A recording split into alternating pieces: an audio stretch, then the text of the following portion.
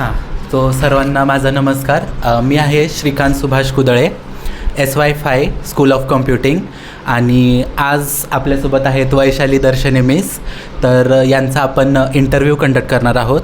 Societal immersion, spirituality and morality या सब्जेक्टच्या continuous assessment 2साठी आपण हा इंटरव्ह्यू कंडक्ट करत आहोत. तर सर्वात पहिले तर मॅम तुमचे खूप खूप स्वागत आहे. तुम्हाला भेटून म्हणजे एवढ्या दिवसांनी खूप आनंद झाला. तर मॅम, तुम्ही मॅम म्हणजे माझ्या टीचर मराठीसाठी शिक्षिका होत्या 1ली ते 10वी, म्हणजे जवळजवळ 2011 सालपासून 2021 सालपर्यंत मॅडमने मला मराठी हा विषय शिकवला आहे. तर आपण त्यांना काही परिचयासाठी प्रश्न विचारू. तर मॅम, आजही असं वाटतं की मी तुमच्यासोबतच वर्गात बसलो आहे आणि आपला तास चालू आहे मराठीचा, आणि तुम्ही आम्हाला काही धडे शिकवत आहात आणि व्याकरण सांगत आहात त्यातलं. तर सुरुवात म्हणून तुम्ही शिक्षक म्हणजे शिक्षिका कशा झाला, म्हणजे हा प्रवास कसा होता तुमचा? आता खरं सांगायचं तर मी शिक्षिका झाले. माझं नाव आधी सांगते, वैशाली संदीप दर्शने, आणि little flower English medium school इथं मी मराठी विषय शिकवला आहे. बरेच वर्ष अध्यापनाचं काम केलेलं आहे. तर शिक्षक व्हायचं माझं हे स्वप्न खरं तर लहानपणापासूनचंच होतं, कारण माझे वडीलच स्वतः शिक्षक असल्यामुळं घरात शिक्षकी वारसा आणि शिक्षकच व्हायचं, दुसरं काय असं मनात नव्हतंच. आणि प्रवासाबद्दल सांगायचं तर चांगलाच प्रवास झालेला आहे आत्तापर्यंतचा, जोपर्यंत मी कार्यरत होते.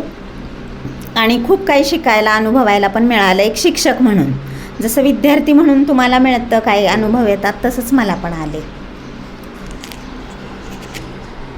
तर मॅम, तुम्ही फक्त आमच्यासाठी शिक्षक नव्हता, तर म्हणजे मार्गदर्शक, बंधू आणि आईसारखा. म्हणजे मॅमनी मला अक्षरशः मराठी इयत्ता 1लीपासून ते इयत्ता 10वीपर्यंत शिकवलं आहे. आणि इयत्ता 1लीमध्ये मराठीचे काही अक्षरं त्यांनी मला अक्षरशः म्हणजे गिरून शिकवली आहेत. त्यामुळं मला आज म्हणजे मराठी एवढे छान जमते, लिहायला पण छान जमते.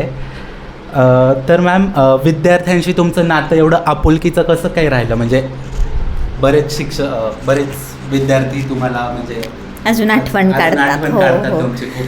कारण मुळात म्हणजे तुम्ही 1लीमध्ये होता तेव्हा, इयत्ता 1लीमध्ये तर खूप म्हणजे लहानच तसे माझ्यासाठी मुलांसारखेच तुम्ही. पण आपुलकीचं म्हणजे थोडंसं आपण जर कुठल्याही शिक्षकांनी एकदम असं भीती दाखवून, धाक दाखवून किंवा शिक्षा करून असं नातं ठेवण्यापेक्षा मला असं स्वतःला वाटतं की त्यांच्याशी आपुलकीचंच नातं थोडंसं त्यांच्या मनातलं समजून घेऊन विद्यार्थ्यांच्या, म्हणजे ते मनमोकळेपणाने आपल्याशी बोलतात, त्यांची समस्या पण आपल्याला सांगतात, किंवा काही येत नसेल त्यांना तर ते स्पष्ट बोलू शकतात. आणि नुसता धाक दाखवला तर घाबरतात थोडेसे. भीती असावी पण ती थोडीशी आदरयुक्त असावी, म्हणून आपुलकीचं नातं राहिलेलं आहे. बरोबर, एकदम. म्हणजे आजही मॅमची खूप आठवण काढतात सगळे. तर पुढचा आपण मुख्य प्रश्नावलीकडे वळूया. तर जो पहिला प्रश्न आहे, तर मॅमच्या आपण प्रेरणा आणि प्रवासाबद्दल विचारूया. तर मॅम, माझ्या पहिल्या भाषणाला, जसं की म्हणजे तुम्ही कोणताही म्हणजे कार्यक्रम असो, मग तो स्वातंत्र्य दिनाचा असो, गणतंत्र दिवस म्हणजे तो कार्यक्रम असो, किंवा कोणताही शालेय कोणताही कार्यक्रम असो, तर म्हणजे वैशाली मिसनी मला खूप सहकार्य केलं. आणि प्रत्येक वेळेस त्यांनी मला स्क्रिप्ट लिहून दिलेली आहे की तू कर आणि तू हे करशील. तर यामागे आणि म्हणजे असे मुलांना प्रेरणा देत राहण्यामागे तुमचं काय स्वप्न होतं, आणि या प्रवासात काय काय शिकायला मिळालं मॅम? आता शिक्षकांचं तर ते कामच आहे की कोणत्याही मातीच्या गोळ्याला आकार द्यायचा आणि त्यातून आपल्याला हवी तशी मूर्ती घडवून घ्यायची. एका शिल्पकाराचंच काम आहे ते. पण तरीसुद्धा तुला प्रोत्साहन देत राहिले मी, कारण मी तुझ्यातले ते गुण हेरले की तू करू शकतोस, ते बोलू शकतोस. तुझ्या चेहऱ्यावरचे हावभाव किंवा मी प्रत्येक गोष्ट जी सांगितली आहे ती लक्षात ठेवणं, हे सगळं तू करत होतास. आणि शब्दांचे स्पष्ट उच्चार किंवा चढउतार तुझ्या वाक्यांमधले ते मला चांगले दिसत होते. म्हटलं ह्याला प्रत्येक नाटकामध्ये, भाषणामध्ये घेतलं, स्टेज डेअरिंग येईल किंवा तो करू शकतो, कोणतंही पात्र छान साकारू शकतो. त्यामुळं मी पण ते प्रोत्साहन देत गेले, तसं तू ऐकत गेला किंवा अनेक विद्यार्थी ऐकत गेले आणि त्यांना आवड निर्माण झाली ती. धन्यवाद मॅडम. पुढचा प्रश्न आहे की कधी तुम्हाला असा क्षण आला होता का की मन सांगत होतं एक गोष्ट पण नियम दुसरं, अशा वेळी काय केलं आणि विद्यार्थ्यांसमोर ते सांगताना तुम्हाला भीती वाटली का? आता होतं असं शिक्षकाच्या आयुष्यात बऱ्याच वेळा, कारण जसं की भावना आणि कर्तव्य हे दोन्ही जेवढं महत्त्वाचं आहे तसंच आहे आणि तितकंच महत्त्वाचं असतं प्रत्येक व्यक्तीसाठी. आता भावना थोड्याशा बाजूला ठेवाव्या लागतात, कर्तव्य जर तुम्हाला पार पाडायचं असेल तर. मग कधी कधी होतं, संस्थेचे काही नियम असतात, शाळेचे नियम असतात आणि त्याची पूर्तता करणं हे विद्यार्थ्याचं म्हणजे गरजेचं असतं ते. आणि शिक्षकांनी पण ते नियम तुमच्यापर्यंत पोहोचवणं गरजेचं असतं. तुमच्याबद्दल कितीही आम्हाला जरी आपुलकी वाटली, प्रेम वाटलं की नाही असं नाही ह्याच्या बाबतीत झालं पाहिजे, तरी कधी कधी होतं तसं. मग तेव्हा होत होते मला, म्हणजे भावनिक होत होते मी कधीतरी. तर तुम्ही नेहमी प्रामाणिकपणा, शिस्त आणि समर्पण शिकवलं मॅम, पण आजच्या शिक्षण व्यवस्थेत हे टिकवणं किती अवघड झाले असं वाटतं? प्रामाणिकपणा तर पहिलाच म्हणजे पायाच आहे आपला प्रत्येक कार्याचाच, मी म्हणेन शैक्षणिकच नाही, प्रत्येक क्षणी तुमच्या आयुष्यात जगताना तुम्ही प्रामाणिकपणेच वागलं पाहिजे. स्वतःशी पहिलं प्रामाणिक राहिलं पाहिजे, तरच तुम्ही इतरांशी राहू शकाल, काम करू शकाल कोणतंही प्रामाणिकपणे. मग ते कोणतं का असे ना, मी म्हणते आईनी जरी तुम्हाला कचरा काढायला सांगितला तरी तो तुम्ही प्रामाणिक काढला पाहिजे घरातला. अभ्यास तर केलाच पाहिजे प्रामाणिक, तो तुमच्या पुढील आयुष्यासाठी आवश्यकच आहे. आणि शिस्त पण पाहिजेच, ती पण मला म्हणजे शिस्तीची तर मी कडकच आहे की इकडं तिकडं बघायचं नाही. तुम्हाला थोडासा त्याग करता आला पाहिजे त्यासाठी. हे जर गुण तुम्हाला अंगीकारायचे असतील, प्रामाणिकपणा, शिस्त आणि समर्पणासाठी त्यागच गरजेचा आहे. समर्पण म्हणजे पूर्ण तुम्ही मनापासून ते काम करणं, झोकून देणं. आणि तुम्हाला मी नेहमीच सांगत आले की इतर सांगतायत, शिक्षक सांगतायत, आई वडील सांगतायत म्हणून नाही, तुम्ही मनापासून करा, स्वतःसाठी करा, स्वतः करा, आनंदानं करा आणि मगच तुमच्यात ती शिस्त नक्कीच येईल. आणि एकदाच शिस्तीची आनंद वाटेल, शिस्तीची चांगली सवय लागली तर ती पुढील तुम्हाला आयुष्यासाठी उपयोगी आहे निश्चितच. Thank you ma'am. तुम्ही सतत आपल्या रिकाम्या वेळेत, मला आठवते तसे तुम्ही मनाचे श्लोक हे बारीकसं पुस्तक असायचं पॉकेट फ्रेंडली, ते तुम्ही वाचायचात. त्या श्लोकांमधून तुम्हाला काय स्फूर्ती मिळायची आणि ते तुमचं अध्यापन कसं समृद्ध करत होतं किंवा म्हणजे तुमच्या स्वतःच्या डेव्हलपमेंटसाठी त्याचा काय फरक पडत होता? प्रथमतः तर मी मनाचे श्लोक हे वाचायचे, हे तुम्ही निरीक्षण केलं आणि करायचा त्याबद्दल तुमचं खरंच कौतुक आहे. कारण आजकालची मुलं कशी शिक्षकांचं राहणीमान बघत असतात, त्यांच्याकडं फोन कुठला आहे पाहत असतात किंवा वस्तू पाहत असतात, भौतिक साधनं कुठली आहेत, पण कोणतं पुस्तक, आणि ते इतकं छोटं होतं. मनाचे श्लोक सर्वांनाच माहिती आहेत समर्थ रामदासांचे, आणि ते प्रत्येकाकडे असलं पाहिजे. आता तुमच्याकडे मोबाईल आहेत आपल्या सगळ्यांकडे, त्यामधून आपण केव्हा पाहिजे तेव्हा घेऊ शकतो, पाहिजे त्या क्षणी. पण ते पुस्तक आपलं, मला लहानपणापासून ती सवय. तर मनाचे श्लोक वाचून मी स्वतः तर समृद्ध झालेच आणि विद्यार्थ्यांना पण त्यातून मला काही खूप शिकवता आलं. कारण समर्थांनीच सांगितलंय, जे जे आपण असी ठावे ते ते इतरांशी शिकवावे, शहाणे करून सोडावे सकळ जन.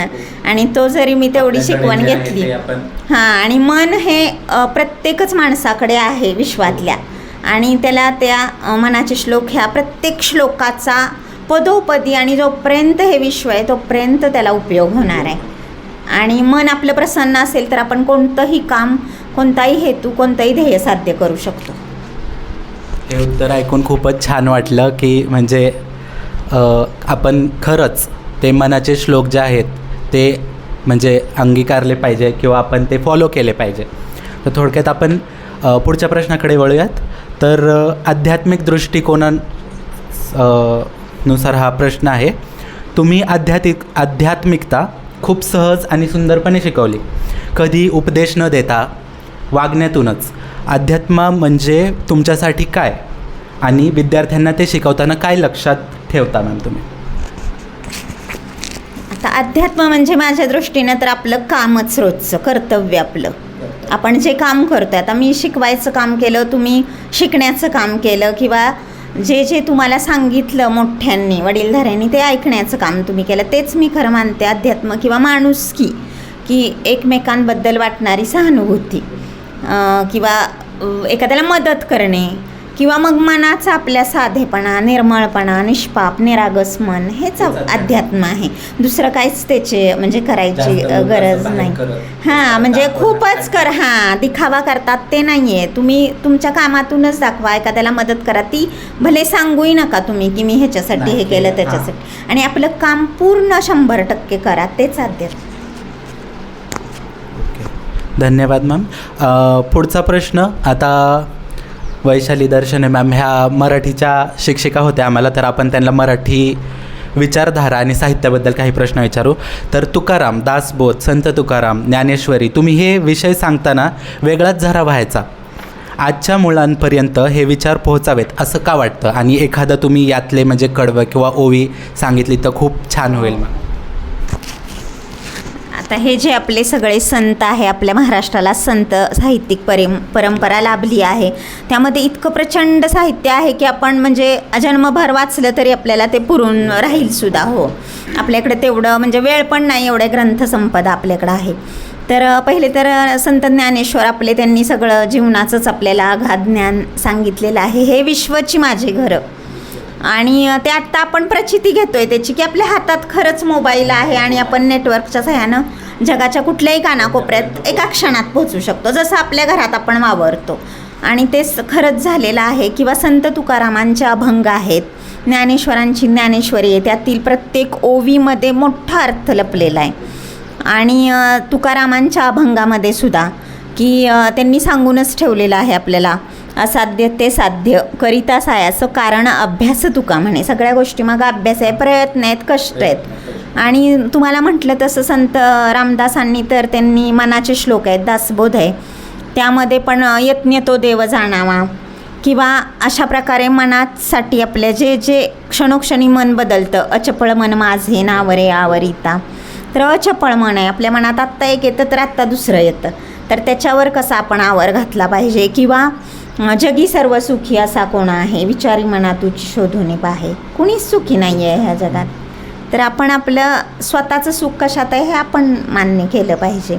तर संत साहित्याची खरंच लहान मुलांपासूनच खरं तर गरज आहे, आणि शिक्षणात पण गरज आहे त्यांचे विचार रुजवण्याची.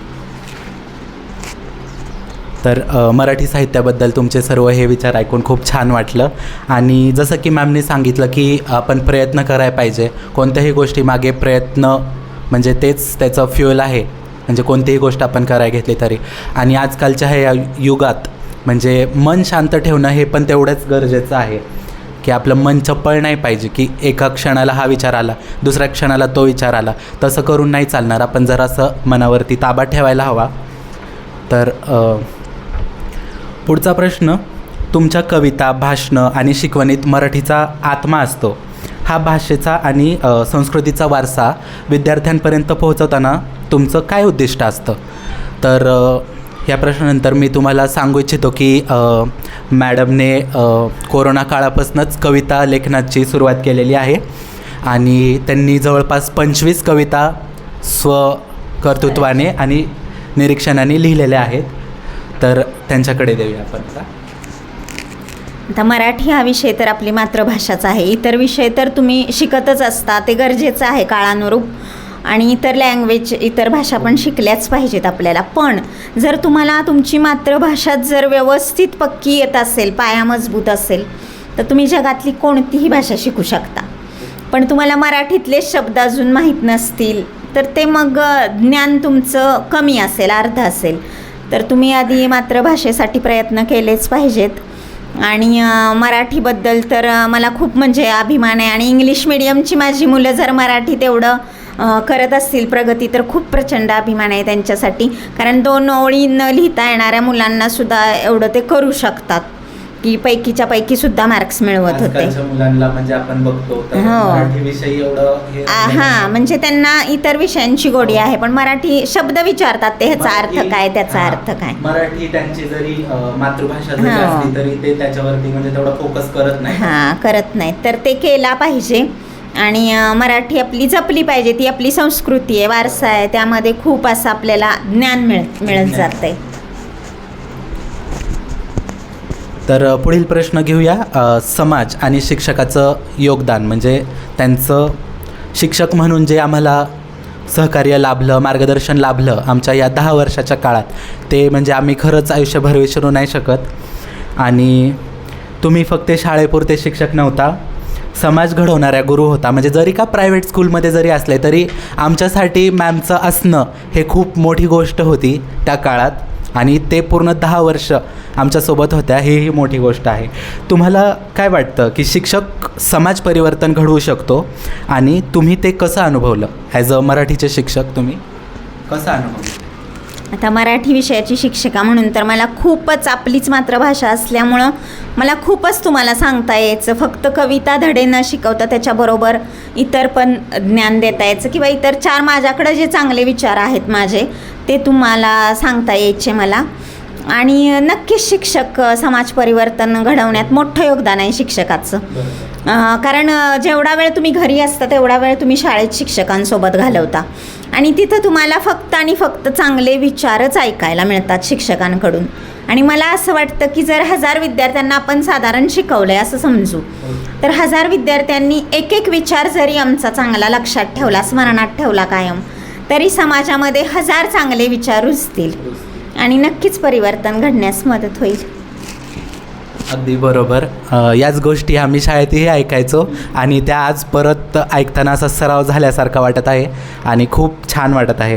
तर मॅम, आता आपण आपल्या प्रश्नावलीच्या शेवटच्या प्रश्नाकडे वळत आहोत, आणि तुमचा समारोप घेताना मी तुम्हाला हा प्रश्न विचारतो की आजची पिढी खूप वेगाने बदलते आहे, पण तरीही त्यांना अध्यात्म, नैतिकता आणि समाजप्रेम टिकवायचं असेल तर त्यांनी काय करायला हवं, आणि तुमचा एक सल्ला त्यांच्यासाठी नक्की द्या.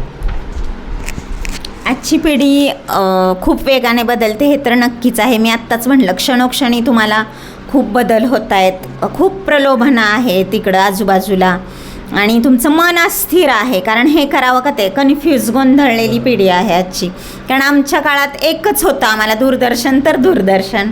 आता कसं आहे, हजारो चॅनेल्स आहेत, ते पण तुम्ही सतत रिमोट, मी पहिलं पण तुम्हाला सांगायचे, किंवा धड तुमचं मोबाईलमध्ये एकदा लक्ष आहे तर एकदा टी व्हीमध्ये, हां, लॅपटॉपही इकडे चालू असतो, आणि दुसरे बाहेर काय चाललं आहे, म्हणजे इतकं तुमचं मनच गोंधळलेलं आहे. पण नुसतं, आणि वेगाने बदलते, पण नुसता वेग असून महत्त्वाचं नाही आहे, तर त्याला दिशा पाहिजे योग्य. नुसतं तुम्ही गाडी चालवताय उपयोग नाही, किती फास्ट चालवली. हां, आपल्याला पोहोचायचं आहे, आपल्याला माहिती पाहिजे ध्येय कुठं थांबायचं. हां, आणि त्यामुळेच कन्फ्यूज झालेली आहे किंवा गोंधळलेली पिढी आहे. इकडे जाऊ का तिकडे जाऊ असं झालेलं आहे. हो, तयारी करायला लागतं. हां, की वाटा भरपूर आहेत, पण मी कोणती वाट? हां, ते तुम्हाला, म्हणजे ते तुम्ही निवडायचं आहे, आणि त्या वाटेवरती चालत राहणं, मनावरती ताबा ठेवणं. हां, तुम्ही चांगलं शोधलं पाहिजे, वेचलं पाहिजे, ते जपलं पाहिजे, निवडलं पाहिजे, हे तुमचं काम आहे आता. कारण तुम्हाला आत्तापर्यंत शिक्षकांनी काही मार्गदर्शन केलेलंच आहे. तर मी आता आत्ताच्या पिढीसाठी एकच सांगेन की कष्ट करायला लाजू नका कोणतेही. नाहीतर म्हणायचं नाही माझं शिक्षण हे झाले मी ते का करू. तुम्ही चोरी तर नाही ना करत, मग कोणतंही काम करा तुम्ही. अगदी म्हणजे कष्टाची कामं केली, कोणी तुम्हाला पाहतंय न पाहतंय ह्याचा विचार करू नका. आणि दुसरं म्हणजे संयम ठेवा मनावर. म्हणजे सतत बदलू नका, संयम पाहिजे, थोडंसं ध्येय पाहिजे, आणि वाट पाहण्याची तयारी पाहिजे. आज आत्ता ताबडतोब तुम्हाला काहीच मिळणार नाही आहे. नाहीतर मला झालं शिक्षण, मला कसं नाही आहे, नोकरी जॉब नाही आहे, लगेच फ्रस्ट्रेशनमध्ये मुलं जातात, डिप्रेशनमध्ये जातात, म्हणजे स्वतःचं काही बरं वाईट पण करून घेतात. अजिबात तसं करायचं रे. मी काहीही करेन, मी भाजी विकेन, पण मी जगेन. आणि थोडा काळ असतो, म्हणजे सगळ्या कला 4 आत्मसात करून ठेवा. 4 कामं शेतात, 4 कामं करा, काही फरक पडत नाही. आयुष्यासाठी आपण म्हणजे काही हॉबीज असतील किंवा हां, छंद जोपासा, त्याच्यातून सुद्धा बरीच कमाई आहे. तुम्ही काहीही करू शकता. प्रत्येकाला आपण असं डिप्रेशन किंवा म्हणजे काय म्हणतो आपण त्यावेळेस हां. त्या गोष्टीतून आपण हां, त्या गोष्टीतून तुमचं मन तिथं व्यतीत करा आणि थोडं म्हणजे काळ थांबा. आहे सगळं आयुष्यात चांगलंच आहे, लगेच तुम्हाला मिळणार नाही. आणि नकार पचवायला शिका, कारण आता कसं आहे सगळ्यांना पैसा दिसतोय, सुबत्ता दिसते, सगळं चांगलं दिसतंय. मग मला हे पाहिजे, ते पाहिजे, ते पाहिजे. लहान मुलांना सुद्धा आजकाल सगळ्या गोष्टी पाहिजेत. तर तसं नाही की त्याच्यासाठी सुद्धा कष्ट लागतात. कष्ट करण्याची तयारी ठेवा, संयम ठेवा, स्वतःला पहिलं जपा. दुसऱ्याला आपण बदलू नाही शकत, पण स्वतः आपण बदलू शकतो. आपलं मन आपण कुठंही म्हणजे जर कणखर ठेवलं आणि ठरवलं, निश्चय केला, नाही नाही मी असंच वागणार, भरकटू द्यायचं नाही. किंवा आता साध्या साध्या प्रॉब्लेम्स आहेत की तुम्ही कचरा रस्त्यावर फेकता, म्हणजे हां स्वतः जपायचं किंवा शिक्षकांनी स्वतःच ते लक्षात ठेवून स्वतःला जपा. हां, शेवटचा. हां, धन्यवाद मॅम, खूप खूप धन्यवाद. ह्या मुलाखतीतून म्हणजे खूप दिवसांनी परत आपली भेट झाली आणि खूप छान वाटले म्हणजे एवढ्या दिवसांनी.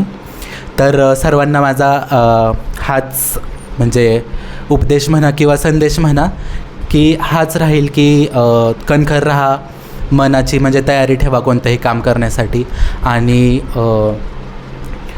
वाट पाहण्याची म्हणजे किंवा म्हणजे संयमी वृत्ती ठेवा. तर ह्यासोबतच आपण इथेच थांबूया या मुलाखतीत आणि नमस्कार. धन्यवाद.